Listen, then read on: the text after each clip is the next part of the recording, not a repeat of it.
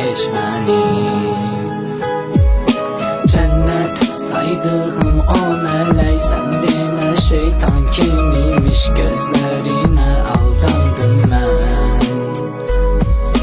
Cənnət saydığım o mələk, sən demə şeytan kimiymiş, gözlərinə aldandım mən. Qırdığın o saf ürəyim sənlə birgə döyünərdi, çətin ki bağışlar səni.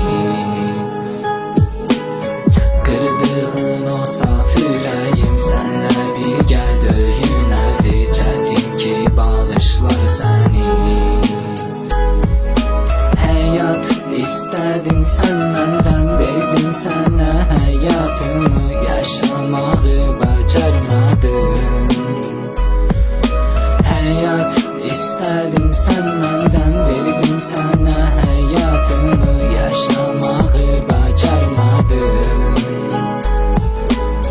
Bu qədər yaxınsan mənə, toxuna bilmirəm sənə, Tanrım nə olar güc ver mənə.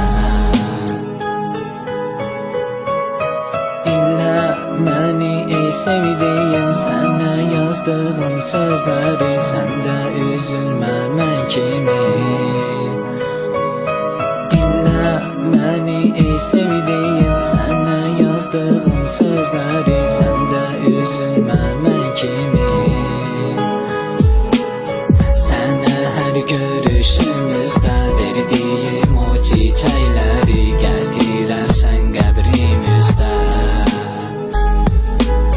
Sənə hər görüşümüzdə verdiyim o çiçəkləri gətirərsən qəbrimizdə.